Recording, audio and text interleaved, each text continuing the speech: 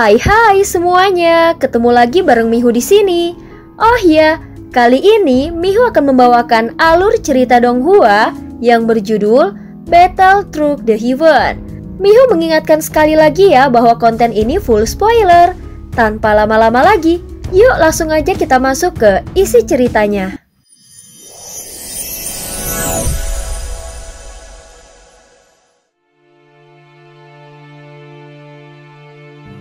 Melanjutkan dari kisah sebelumnya.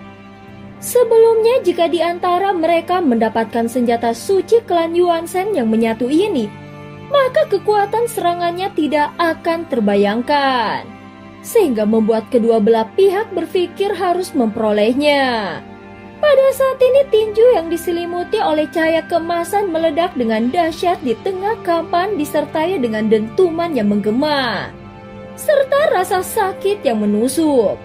Setiap pukulan dari Xiaoyan membawa kekuatan mengerikan yang langsung menghantam tubuh klan Yuanzhen milik Yao Nantian.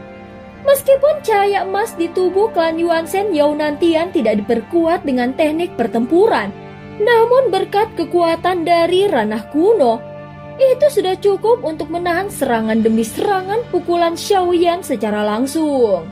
Namun tetap saja dalam setiap bentrokan, Xiaoyan selalu berada di posisi yang tertekan dan terpental mundur akibat guncangan ini. Kau terlalu lemah. Kekuatan ini tidak pantas kau miliki. Inilah kekuatan dari klan Yuanzhenku yang berasal dari kedalaman hukum langit dan bumi, ucap Yao Nantian berseru dengan sombong. Saat ini wujud klan Yuanzhen-nya telah terbentuk dengan sempurna di langit. Mengeluarkan tangan raksasanya yang kasar dan langsung menghantam ke arah Xiaoyan. Dengan kekuatan ini, bahkan tubuh klan Yuanzhenmu pun tidak akan sanggup melawanku, ucap Yao Nantian berkata dengan penuh keyakinan.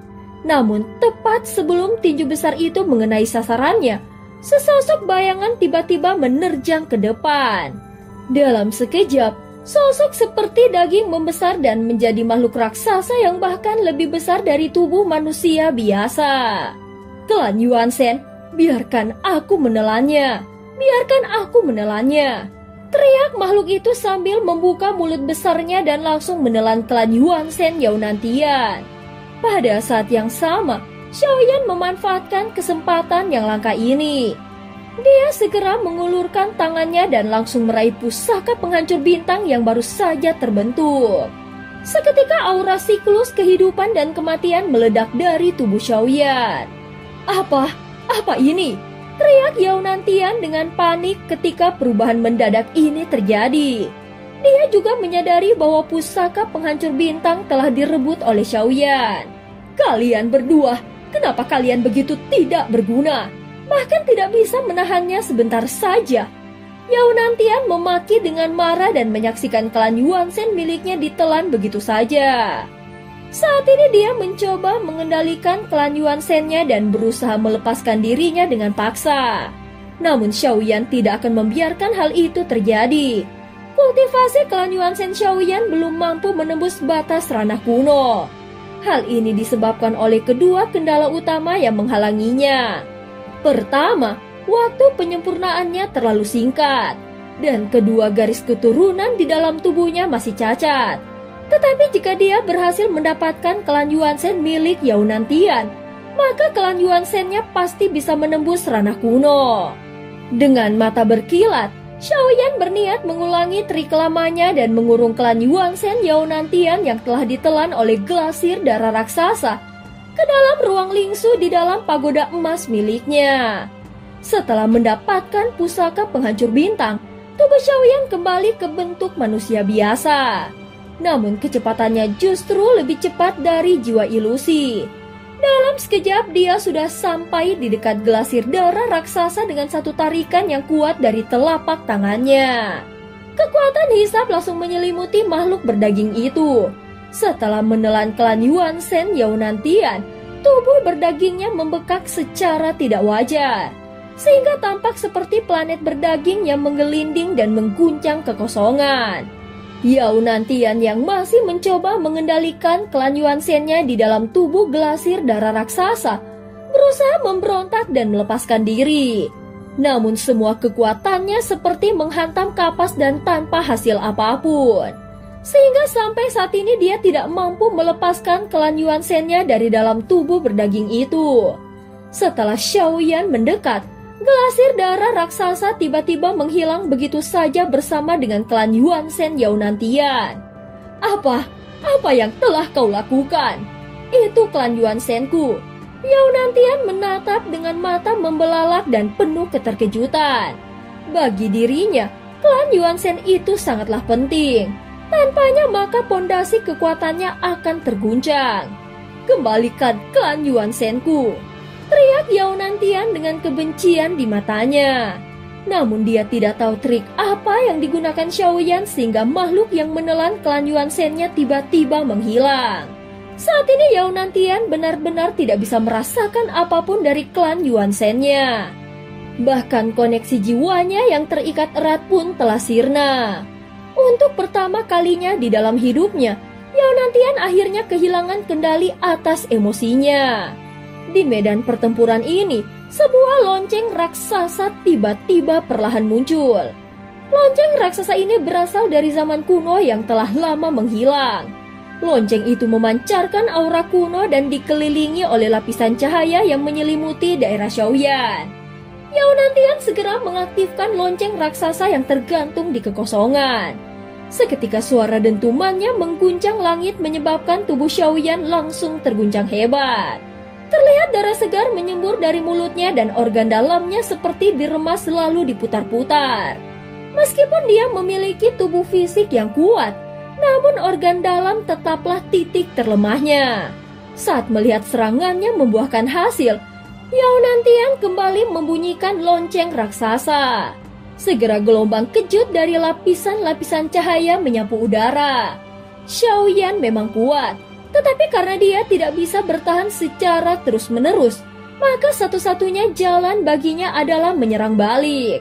Apalagi saat ini Xiaoyan telah memiliki pusaka penghancur bintang yang utuh sehingga kekuatan tubuhnya akan meningkat secara drastis. Saat dia menggenggam senjata itu, kemampuannya yang paling menakutkan pun telah muncul. Kemampuan ini langsung meningkatkan vitalitas dan kekuatan darah dari klan Yuanzhen Xiaoyan. Semakin kuat vitalitasnya, maka senjata itu akan semakin menggila. Organnya mulai terbakar dan tubuhnya meledak menjadi sosok klan Yuanzhen raksasa setinggi 200.000 kaki. Pusaka penghancur bintang. Xiaoyan berteriak sambil mengangkat tombaknya lalu menebasnya ke arah Yaunantian. Darahnya membara dan cahaya dari senjatanya menyebar. Seketika kekuatan yang seolah mampu menghancurkan segalanya mengguncang langit. Kekuatan dan ukurannya juga terus meningkat di kekosongan, sehingga wajah Yaunantian langsung berubah drastis. Untuk pertama kalinya, dia merasakan krisis yang nyata. Dia sadar serangan Xiaoyan sudah cukup untuk benar-benar membahayakan dirinya. Namun hanya Xiaoyan yang tahu bahwa kekuatan dari avatar jangkrik emasnya telah jatuh ke tingkat kelima. Oleh karena itulah serangannya sebelumnya berhasil menguras kekuatannya. Jika kekuatan avatar jangkrik emas kembali jatuh, maka dirinya akan kehilangan kesempatan untuk membalikkan keadaan. Jika dia bisa menciptakan avatar terbaru saat ini, maka itu akan menjadi pertarungan yang adil. Pada saat yang sama Yaunantian mengangkat jarinya dan menunjuk. Dari kejauhan, lonceng raksasa melesat ke arah Xiaoyan dan lonceng itu membesar beberapa kali lipat. Tetapi dibandingkan dengan tombak raksasa milik Xiaoyan, tetap ada jurang perbedaan yang besar. Dentuman keras menggelegar saat kekuatan spiritual dilepaskan dari dalam lonceng itu. Riak kekuatan meledak bagaikan gelembung yang menghantam Xiaoyan dan bertabrakan langsung dengan tombak miliknya. Sayangnya benturan itu hanya membuat kecepatan serangan Xiaoyan sedikit melambat dan tidak mampu benar-benar menghentikannya. Pada akhirnya tombak Xiaoyan menghantam bagian tengah lonceng. Seketika suara nyaring bergema seperti naga yang menjerit dan bumi telah retak.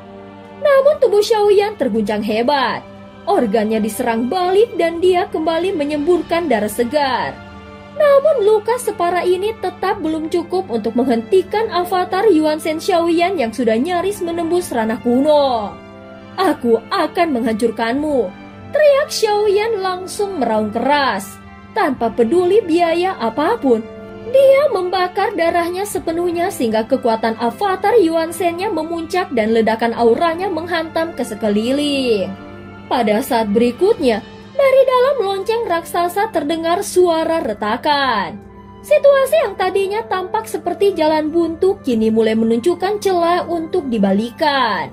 3 monster tua yang menjadi lawan Xiaoyan mulai menyadari sesuatu. Kekuatan Xiaoyan memang luar biasa, namun itu hanyalah ledakan sesaat dari kekuatan eksternal. Jika situasi ini terus berlanjut, maka Xiaoyan pasti akan kalah. Oleh karena itu Tian Luolan dan Bing Leidong fokus untuk menguras kekuatannya. Sementara Yao Nantian menjadi ujung tombak untuk membunuhnya. Semua ini adalah bagian dari rencana mereka sejak awal. Jadi mereka hanya perlu sedikit usaha untuk menghabisi Xiaoyan.